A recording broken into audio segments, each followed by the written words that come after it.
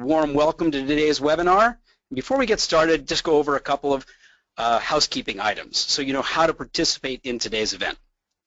If you have joined the presentation listening to your computer's speaker system and you'd prefer to join by telephone, just select telephone in the audio pane and the dial-in information will be displayed. You can ask questions anytime during the webinar by typing your questions into the questions pane of the control panel. And we'll have some time at the end of today's webinar to answer your questions. Also, at the end of the webinar, there's going to be a short feedback survey, and we would appreciate if you'd fill it in.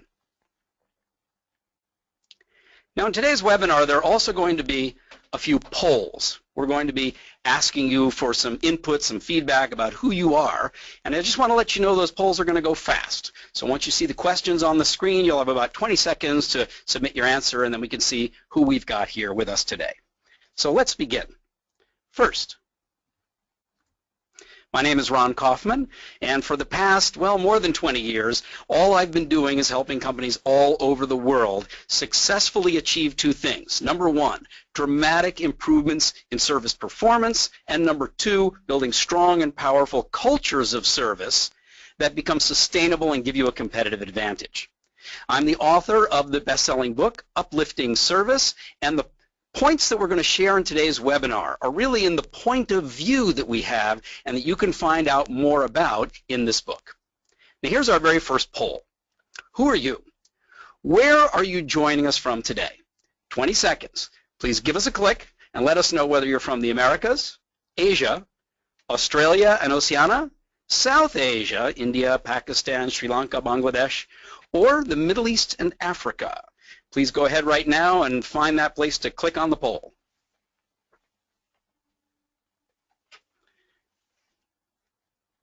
While you're clicking on the poll, I'll let you know where I am today. I'm often in airports and frequently somewhere else in the world, but today I'm actually at our company's home base city of Singapore. When I say I spend a lot of time on airplanes, last year it was 121 flights. And right now, just a little personal note, it's the first time in my life that I've been at platinum level on 3 different airlines simultaneously. So I hope I get a chance to come out to wherever you are in the world so that we can get to see each other in person. Now let's see, where are people from today? And we've got poll results coming up here. What do we got? Nobody woke up in America to join us today. Most of us are in Asia in various parts. We have some people from Australia, Oceania, a few from South Asia, and a few also in Africa and the Middle East. Well, welcome to each and every one of you. Now, what do we mean by this thing called a service revolution that we're talking about engineering? 4 points I'd like to make. Number one, a service revolution is not for companies that already have service excellence in their culture and built into their performance. This is not for Singapore Airlines. Singapore Airlines doesn't need a service revolution. I've been working with them for years. They've got this stuff in their bones. It was there from the first day they started the company. Zappos, which is a well-known online retailer based out of the United States, it says powered by service. Tony Hsieh, who started this company and wrote the book Delivering Happiness, he's had service excellence top of mind from day one. And if you ever go to Las Vegas and have an opportunity to visit their corporate headquarters, they'll show you what a good time they're really all about. This is not for the Ritz-Carlton or the Shangri-La Hotel. Again, they don't need a service revolution. And a service revolution is certainly not needed by a place like Disney because they're delivering an excellent service experience already every day. So what do those organizations need? They don't need a service revolution, but they do need ongoing, well, let's call it a service evolution. Continuous improvements, refreshing the brand, revitalization and uplifting motivation for their staff, but they don't need an overhaul. They don't need a revolution. Number two, a service revolution is when the leadership of an organization wants to achieve a dramatic improvement in service to external customers and wants to do it fast.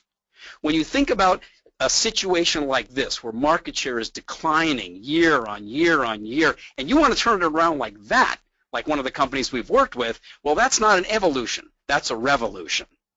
Or when you look at a resort group like Naiad, and they were close to collapse, and they turned it around. Oh my gosh, rebranded, look at these results year on year. That's not an evolution, it's a revolution. When you've got a situation where your TripAdvisor scores, for example, are flatlined and you're below the industry standard and you're below your top competitor, but then you turn it around in a short period of time and you climb up to a very high position, that is a revolution.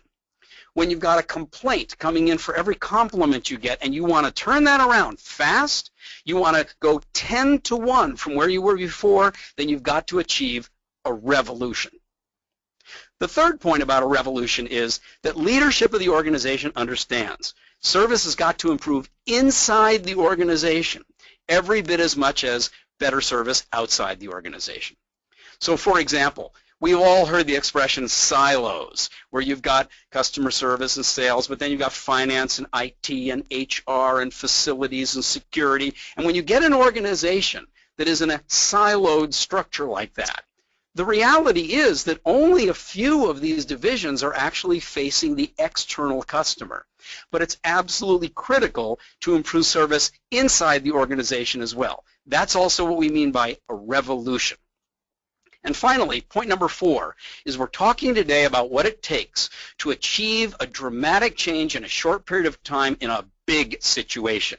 That whole word revolution is associated with things like the American Revolution or the French Revolution, or there was the Communist Revolution in the Soviet Union, and then there was a whole other revolution when the Berlin Wall came down.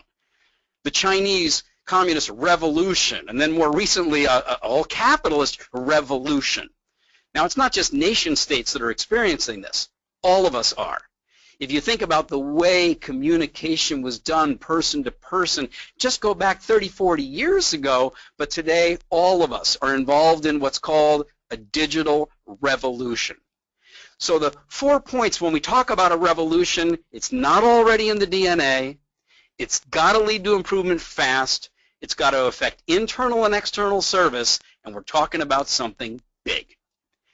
Then why is it that organizations have difficulty coming up with a revolution? Why do we need a webinar like this on how to engineer a service revolution in your organization? It's not because people don't understand the value of service. I mean, after all, service and a strong service culture, that's what gets you satisfied customers. That's what brings customers back and has them promoting you to other people. Having a great service experience for your customers, that's what brings you the money, whether it's share of wallet, wallet share, shareholder value. So people understand this. And it's not also for lack of understanding about what to do. You know, it's kind of like saying, I really want to be healthy. And you know that what that means is you've got to eat healthy, you got to quit smoking, bring the stress levels down, get out there and work up a sweat, do your exercise, and be sure you get a good night's sleep. So it's not that people don't know what to do. The problem is in the common sense about how to do it. And specifically, we've identified 4 common senses that actually don't make sense for a revolution. Number 1, let's focus on those frontline service providers. People say, hey, we want to improve service. Let's go after the customer service agents or the sales agents because they face the external customer. But you know what? If you want to produce a revolution, that common sense is wrong. Or people say, well, let's focus them on the skills, the scripts, the standards, and the procedures. If we can get everybody following the rule book, that will lead to excellent service. But for a revolution in the culture of an organization, that common sense is wrong. Hey, I know, let's pilot the change. In other words, we've got a big organization here. Let's prove this works somewhere small inside the organization first, and then we can take it out to everybody else. But in a service revolution situation, that common sense is wrong. And finally, you get people, especially leaders, who say, I'll know this is working. I'm going to focus on results. Show me that increase in satisfaction. I want to see the boost in sales and market share. But again, for producing a dramatic, fast, impactful, organization-wide service revolution, that common sense is wrong. A service revolution requires something different, a dramatic, fast change in the culture. And one person historically who's definitely understood this was Lou Gerstner, who came in from American Express and took over in years past as the CEO of IBM.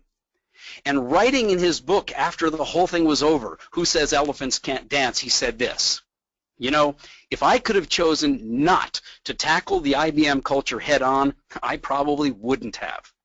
My bias coming in was towards strategy, analysis, and measurements. Hey, that's common sense. But in comparison, changing the attitude and behaviors of hundreds of thousands of people, it's very, very hard. Yet Lou came to see that the culture isn't just one aspect of the game, it is the game. And to achieve a cultural shift like that, we're talking about achieving a service revolution.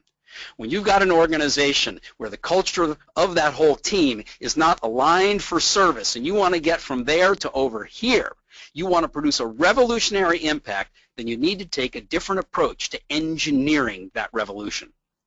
Now, the how-to is written up clearly in my New York Times best-selling book, Uplifting Service. And you can go to that book and you can go to the website, upliftingservice.com, and learn about actionable service education. What do people need to learn? Service leadership. What do people at the top of the organization need to do? And what we call our 12 building blocks of service culture, all of those activity areas that must be implemented well in order to achieve a sustainable service culture. But today, I'm not talking about what's in that architecture. I'm talking about how to implement that architecture with 4 rules. 4 rules for engineering a successful service revolution. And here's rule number 1. Don't start with your customer-facing employees. Instead, involve everyone with a special focus on the internal service providers from the beginning. In every service situation, some people will be facing the customer, whether it's in sales or service or repairs, whether it's over the phone or over the counter, it's going to be direct customer facing. But behind the scenes for every one of those people, you're going to have a lot of other people who are providing internal service, backup service, support service. And what we're saying is that those people need to be involved from the beginning. Let me show you an example. This is a very large telco that has external customers, and then inside the company are some business stakeholders. These are the customer-facing service employees inside the company. But they are, and of course they're service. You can see that red arrow of service between the external customers and the internal stakeholders. But those stakeholders are supported by other people inside the company. And those people are supported by other people inside the company. And they need to work together almost as one solid team to support those external customer-facing business stakeholders. But even those people behind the scenes in the company, they're supported by other people providing service to them. So if you come in and you say, we want to dramatically improve service, let's focus on our service improvement efforts on the customer-facing service providers. Look what you're missing. There's also service here. There's also service here inside the organization. There's also service here with vendors and suppliers and partners outside the organization. There's also internal service between different parts of the organization who never face the customer directly, and then some of them do face the customer directly during the actual serving. So, where do you need to focus your attention of service improvement? Is it just in that green circle, or is it actually in that green circle?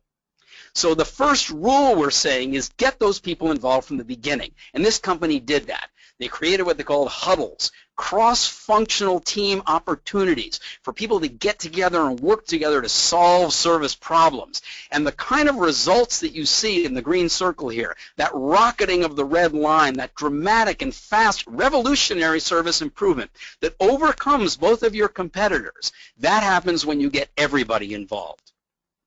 Here's an example of a national airline that lost $30 million just a few years ago. And they were having all kinds of problems with unions and management arguing with each other, and people at the airport and people in reservations and people at the counter arguing with each other. And they said, hey, we need a revolution. And they came up with a vision called Stepping Up Together. We need to do this together. And they aimed to get from a 3-star to a 4-star situation. That was their objective. They wanted to step up, and they wanted to do it fast. So what did they do? They brought everybody into the service education process, more than 2,500 team members, and they did it in a very short period of time. Then they got the whole organization involved in reviewing and giving feedback about the different ideas that had come forward, and then implemented those ideas together. And what were their results? Within 24 months, they achieved that coveted Skytrax 4-star status. They are the ones that changed that complaints ratio from 1-to-1 to more than 10 compliments for each complaint, and they did it in less than 2 years.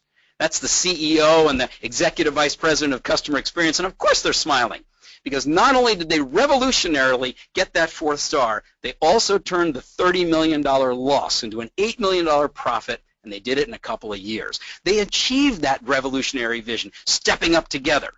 But you know, a revolution doesn't last forever. And once you've achieved your revolution, then you need to go into sustain mode and continuous improvement mode, like the Singapore Airlines and the Ritz-Carltons of the world. So they change their vision from stepping up together to taking the next step up.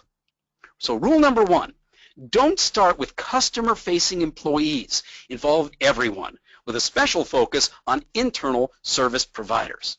Now let's take a poll. Who do you serve?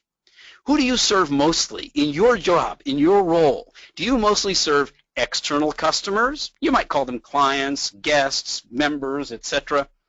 Or do you mostly serve internal service partners? You know, your colleagues, people in other departments. Or are you both? Take a moment right now, please, and click, click, click. Let us see who we've got here and what you do.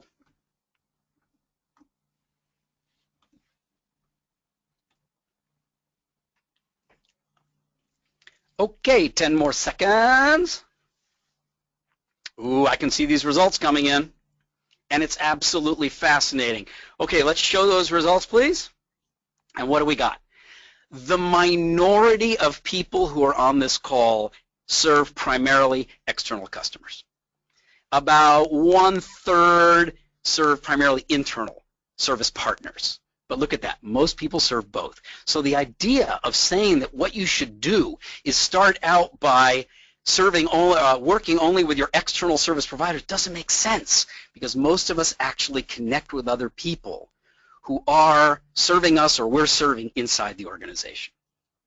Rule number 2, don't start by training people on certain skills, scripts, and procedures. That's not the place to start. Instead, educate them first to a better understanding of what service excellence really means.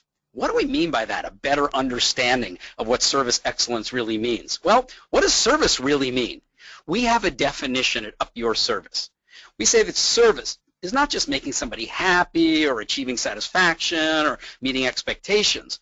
Service is the actual process of taking action. Service is doing something for somebody. And the purpose of the action is to create a situation that they get what they want, what they need, what they appreciate, what they value. So our definition is that service is taking action to create value for someone else. We also teach with Up Your Service that there are 6 levels of service: criminal, break a promise; basic, bare minimum; expected, just average; desired, what somebody hopes for; surprising, unexpected; and unbelievable. Oh, wow!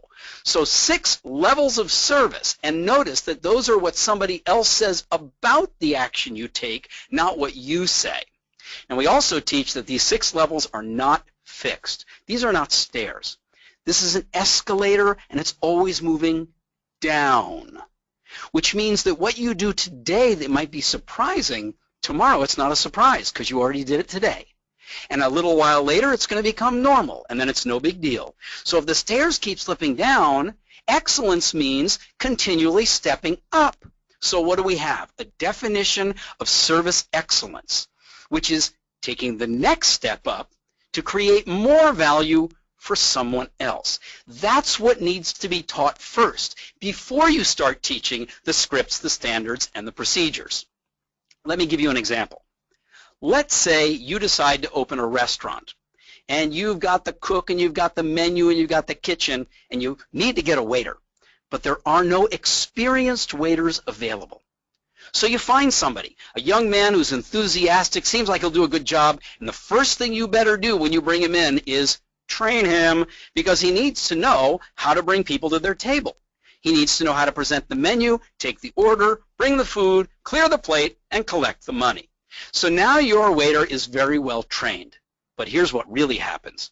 You open the doors on day one, and the first customers who come in are business people, and they are negotiating a major contract. What do they want? A quiet table in the corner, and don't bother them. Unless they're running low on coffee, in which case the waiter should have already noticed and been right there to top it up. The very next people who come into your restaurant are tourists. They're so excited. They've never been here before. They want to know about everything on the menu. They want to sit in the middle of the action, and they want the waiter to suggest what they should do after lunch. The next two people who come in are on a date. They want the kind of service that makes them feel better about each other. Forget about the waiter. And the fourth group that comes in is a family with little kids, and the kids are upset.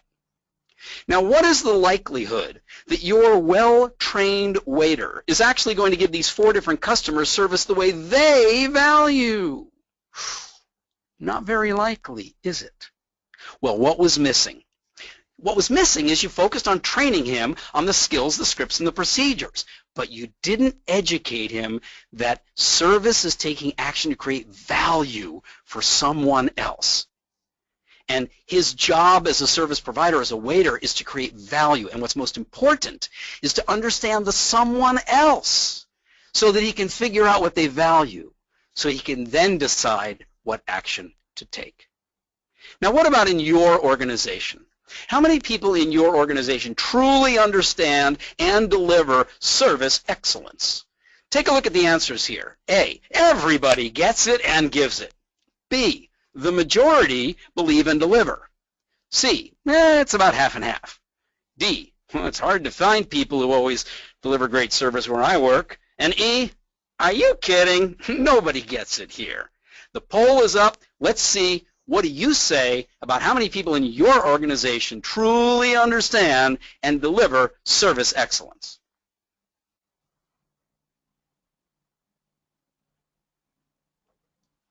And just a few more seconds.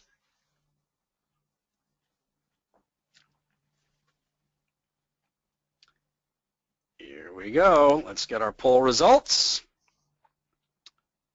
Whoop, there we are. Ooh, look at that. Look at that. Wow, such a tiny percentage feel that their organization, everybody really gets it, which means you need a revolution. And then you've got a non-decent percentage and about half, and oh my gosh, look at that yellow line. It's hard to find people who always deliver great service. Well, I'm glad that you're on the webinar today, and I invite you to have other people come and listen to the recording of this webinar later on, because we need to get the word out there. This is important. Rule number one, don't start with customer-facing employees. Rule number two, don't start by training people on skills and procedures. Teach them what service excellence really means. And rule number three, don't pilot the change. Don't just try it in one little place. Go big. Go fast. You've got to build momentum for the new culture. Remember, we're talking about a revolution. So when you see financials turned around as dramatically as this, why? Because, well, this particular organization called Naiad Resorts, with 9 resorts around the world, you know, it was struggling. This is a picture they used to say we were almost out of business. And what did they do? They took on a huge revolution. They went big. They went fast. They came up with a complete rebranding of their whole identity. No longer Naiad, now Lux Resorts. And boy, they took that idea of what does service excellence really mean, and they put it right there in their legendary vision. We make each moment matter. What does that mean? We're going to take action to create value for you in every moment. Whether you're here on a vacation, whether you're here with your family, whether you're here on a honeymoon, we get it, we understand, and we're going to teach everybody what do we mean by service. And then look at the speed with which they went. They didn't pilot somewhere. They went big and they went fast. In the course of just a few months, 3,000 people taught about service excellence, what it is and how to provide it. Look at the commitment to training in this organization. Look at the number of man-hours of training per team member. So you're talking now about 70, coming up on 80 hours of training per year. But you know what? It pays off, because look at the turnover. Look at that red line. Look at the increase in volume occurring from a direct correlation with providing that commitment. And what do the customers say? Well, before this revolution began, they rarely ever had even one of their resorts come close to the top 10, and now they dominate the category on TripAdvisor. 4 out of 5 resorts in this particular country, boom, in the top 10. In the Maldives, in Réunion, look at that. The 2 hotels they have, they're right up there in the top 10. And by the way, there's one more resort on Mauritius, which I'm going to tell you about later, that rocketed into the top 10, but by applying the 4th rule. So this is the kind of results that you can expect when you produce a successful service revolution. Now, how do big changes happen in your organization? I mean, when really big things have to come in and change inside your company, how does it go? A, fast and effective, we do it.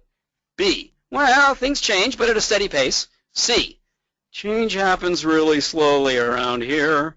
And D, big changes, they don't happen where I work.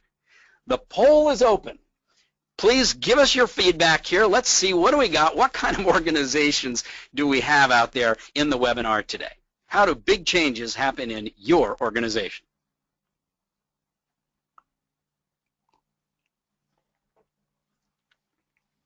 All righty, here we go. Let's get a view. Let's get a view. What does our poll say? Ba-boom. All right. So actually, that's pretty good. Things happen at a relatively steady pace.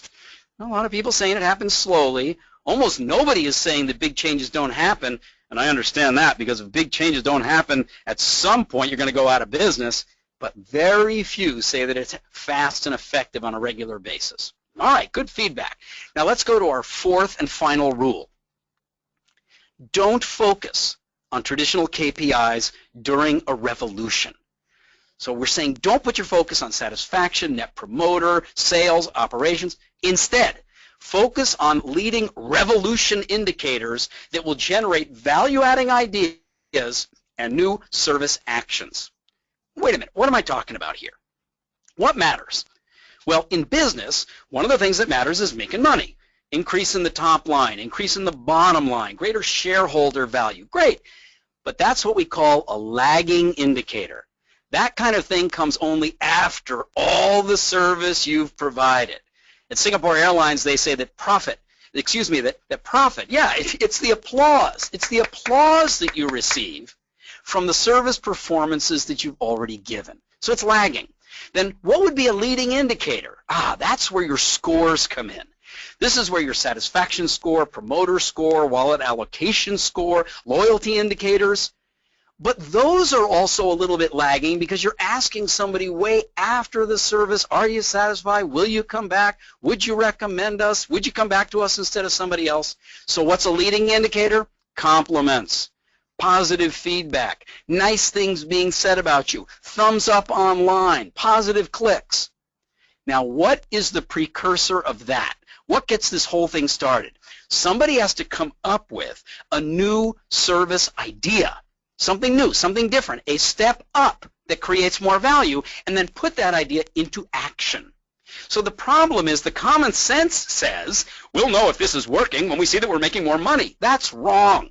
We're saying that the rule is start with the leading indicators, the leading indicators that a revolution is happening in service thinking and in service ideas. So here's, for example, an Indian IT company that created a program called Ignite.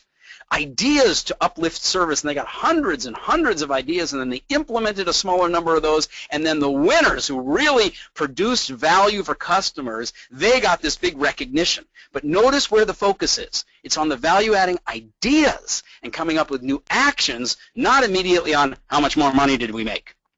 Here's another example, that wonderful group called Lux, where they created an innovation challenge. Now, what does that mean, an innovation challenge? It means come up with new ideas. Let's see who's got the best ideas. And the first category in 2013 was innovate to increase the loyalty of guests. So let me give you an example. I told you there was that other property in the group that was way down low and then rocketed up way up into the rankings on TripAdvisor. It's called Tamasa. I looked at them recently, and out of 177 hotels, they're now ranked at number 7. And look at how many reviews we're talking about. More than 2,500 reviews. So what's that got to do with the idea? Well, the good idea was they actually went back in TripAdvisor and in the file of customer correspondence and communication, and they started digging out complaints that were 5 years old. And then the general manager and the service team started reaching out to communicate with those customers who'd had a bad experience more than 5 years ago, to reach out and say, we want you to know we remember. We felt so bad. We've done so much to change and improve the organization. We would love to invite you back. Won't you please give us the opportunity to welcome you back home as our precious guest? And you know what? Those people started coming back and saying, oh my gosh, you're achieving a revolution, and gave them those positive thumbs up online. The next category of innovative service ideas was to increase the loyalty of team members. And that became important. Why? Because the brand was doing so well, all the other resort brands wanted to poach the people away. But the staff ended up wanting to stay. Why? Because they had new ideas of how to provide better internal service for team members.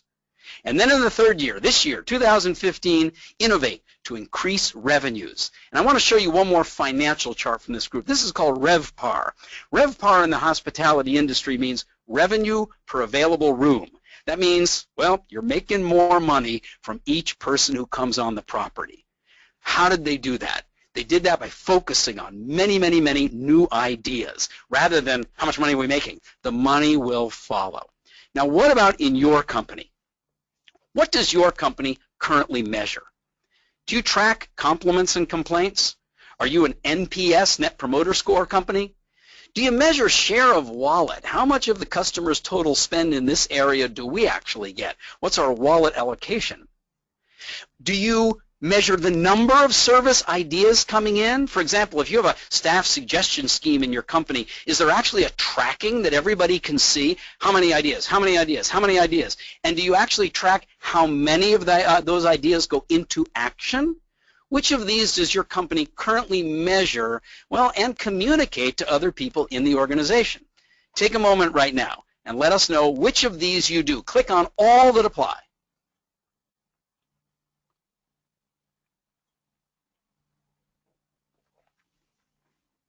And here we go with our poll results. Let's see what we've got. We're getting, oh sure, isn't this perfect? Study this chart.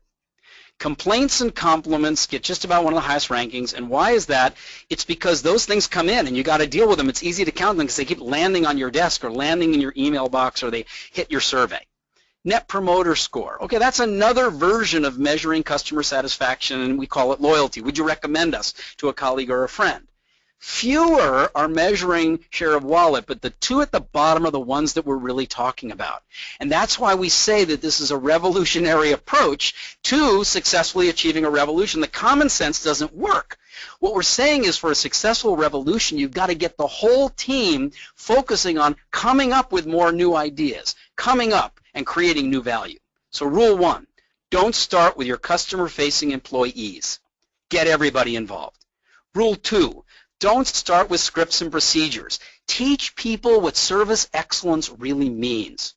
Rule 3, don't pilot the change. We're talking about a revolution. Go big and go fast to build momentum for the new culture. And number 4, don't focus on traditional KPIs during the revolution. Focus on the leading indicators. Now, I'm not saying you should not focus on loyalty and satisfaction and share of wallet. You should, but not when you're getting a revolution started. Now, we're based in Singapore, and we help companies achieve these successful service revolutions all over the world. The work that we've done has now been translated into 14 languages. So if you're interested in knowing more about what we do, how we do it, about this point of view, how do you engineer a service revolution, come to our website at upyourservice.com. You'll find a treasure chest, a wealth of resources that can help you learn about this proven architecture the proven methodology for bringing about a strong and sustainable service culture. And you can learn more then about engineering a service revolution, how to establish a strong service culture and improve service quality fast. Thanks for being here for the webinar. We're now going into our question and answer period. If you have a question that you would like for me to answer, this will be a lot more spontaneous than the webinar section we just completed, then just go into the chat box and type it in. And as these questions come in, I've got a great member of our team here, Surbi Dedya, who communicated with so many of you, telling you about today's webinar and inviting you to be here with us today. And she'll be screening through the questions and then handing them. Oh, here's the first question already. So if you have another question, type it into the chat area, and I'll do the best I can over the coming few minutes to answer them for you. Question number 1. To create a service revolution, how do we align all the stakeholders towards common service objectives, breaking their functional boundaries? Okay, let me read it again so we can all get our heads around this. You're creating a revolution. How do we align the stakeholders across towards a common service objective, breaking their functional boundaries? Okay, got it. So here's the traditional problem. Here's the traditional common sense. It's found in, when you say functional boundaries, right there you can see the mindset of the person who asked the question. Right? It implies that, like, my department has a boundary. I end here and you start over there. So I do what I do, you do what you do. I do my job, you do your job. And that's where the misalignment comes from. So how do we get people aligned? The answer to that is in the definition of service that I showed you earlier in the webinar. Remember, service is taking action to create value for someone else. So the first thing is to make sure that everybody learns that definition in every function. Now, if they understand that that's the definition, value for someone else, then they can start to get curious about asking, I wonder what the someone else thinks about the service that I provide, thinks about the action that I took. Do we create the value that they really want? So now, no matter what function I'm in inside the company, I have to reach outside of my boundary. I have to reach across to the other people I serve and start asking them, what do you think about the actions that I took? Did I produce the value for you that you wanted? Is there something I could do to create more value for you? Can I make your life easier? Can I help make you more successful? Is there something that we could start doing that would make it smoother or better for you? And when everybody's focus is on the you, whoever they are, wherever they are, outside the organization as customers or inside as colleagues, whoever or wherever they are, when the focus is on creating more value, then you've aligned people on focusing on the customer or on the customer's customer or on the colleague or the service partner. Question number 2. Can a leader of a small team in a big organization create a revolution for his team or department? Where should he begin? Got it. Okay. So if you have a small team in a large organization and you want to produce a revolution for your team, where should you begin? Well, before you start going crazy with a revolution inside your department, at least get the people who lead other departments to know what it is you're going to seek to accomplish. Remember, one of our rules was don't pilot. Go big, go fast. Now, I understand that you'll find some organizations, very large global organizations, organizations with multiple business lines or multiple product lines, where sometimes doing everything all at once is just not going to work. So you need to start somewhere. But you want everybody else in the organization to know that you're getting started over there so that they can support you. Because wherever you are inside the organization, you may be serving other people in other parts of the organization, or you may be reliant and dependent upon service that they provide you. Remember our poll question, where the dramatic majority of people on this call actually said, I serve both internal and external recipients of my service. So if you are leading a small part of the organization, do what it is that we do in that architecture. Teach them about service. Apply the rules for leadership. Work on the 12 building blocks in your area. Get a copy of our book, come to our website, and learn about that proven methodology for building a culture of strong and sustainable service excellence. But don't do it alone. Don't do it in isolation. The place that you should begin is by getting your colleagues and other people in your organization to know that you're going to do it so that they can support you in doing it. Next question. How do you get people with low salaries and poor office infrastructure excited to generate new ideas? That's a great question. The fact that people don't get high salaries is what I would call a parameter. In other words, it's a fact of life. It's not something that you're going to change by waving a magic wand. In fact, the only way that people are going to ever earn higher salaries is if the company starts to make a lot more money and is a lot more profitable. So let's not say that the answer is pay people more. And when you talk about a poor office infrastructure, that's another example of a parameter. So maybe you're crammed for space, or you don't have the latest IT and technology platforms and applications. You've just got what you've got. And again, buying new office infrastructure, hey, sometimes that requires more money, and the only way you're going to get it is to have people come up with and implement new ideas that create more satisfied customers that will bring in more loyal customers that will bring in more money. So the question is, how do you get them excited to generate those ideas? And the first thing to do is to establish that these other things are parameters. In other words, within our given facts of life, this is our pay, this is our infrastructure. What we're looking for is service ideas that can still work in that context, in that situation. Those are the only ideas we want to hear. So we're going to disabuse ourselves of people going, I got a good idea, pay us more money, give us more salary, I want a bigger bonus. Bad idea. It doesn't fit the parameters.